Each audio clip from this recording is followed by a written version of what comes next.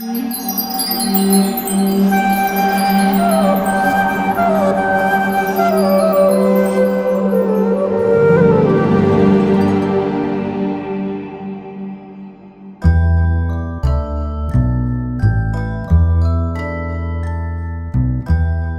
distinguishes human beings from animals? In this world, human beings are not meant for quarreling like cats and dogs. Human beings must be intelligent to realize the importance of human life and refuse to act like ordinary animals. A human being should realize the aim of life.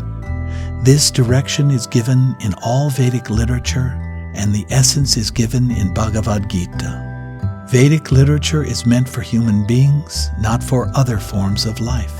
Out of so many human beings who are suffering, there are a few who are actually inquiring about their position as to what they are, why they are put into this awkward position, and so on. Unless a person is awakened to questioning his suffering, unless he realizes that he doesn't want suffering but rather wants to make a solution to all suffering, then he is not to be considered a perfect human being. Humanity begins when this sort of inquiry is awakened in one's mind. Every activity of the human being is to be considered a failure unless he inquires about the nature of the Absolute. The difference is in terms of the quality of questions that we can ask. All living beings ask questions related with bodily maintenance. How to eat, where to rest and sleep, how to find a partner for mating, and how to protect oneself. Now, we human beings can ask questions beyond these. We can ask, why do I exist? Where did I come from? Where will I go after death? So this question of origin, value and purpose. Origin, where did I come from? Value, what is it that is important? Yes, eating, when I'm hungry, eating is important. But what more? What next? What is it that truly counts in life? What is really valuable? And that leads to the question, what is the ultimate purpose of living? All living beings struggle for existence. Darwin postulated the theory of the survival of the fittest. The unfortunate reality, however, is that even the fittest don't survive. So, why is it that we long to live and live forever, and we are in an environment where we just can't live forever?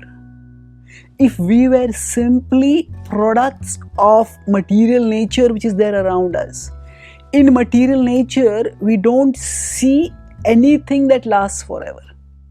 If our longing for life and life lasting was a product of our circumstance, then we would never get such a longing. If I have never ever heard of a pizza in my whole life, how can I get a desire for a pizza? So when there is nothing that is eternal around me, why do I have a desire to live forever? That desire comes from my core, which does not belong to the world around me. And asking about that core is the unique privilege of human beings.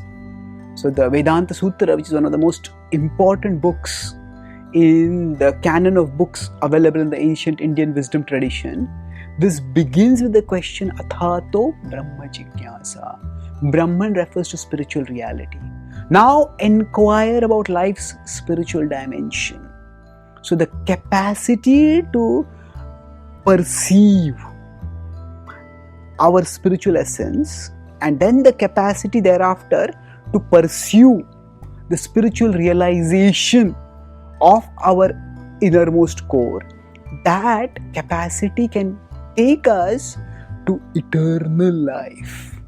And the potential to attain the eternal, that is what differentiates humans from animals. There are many other differences. We may say animals haven't developed science and technology the way we have. Animals haven't built magnificent buildings or devised languages. Yes, all these differences are there. But they are differences in form.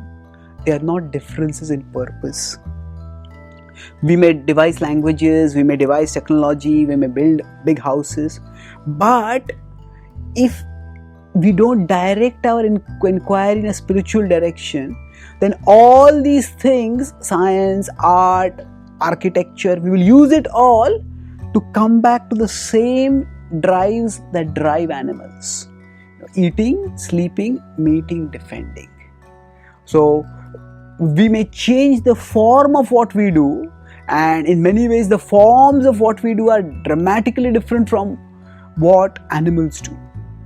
But without a spiritual orientation to our life, we won't be changing the purpose. So human life is meant to have a qualitatively higher purpose. And that purpose is to understand our spiritual eternal nature and to realize and relish that spiritual nature.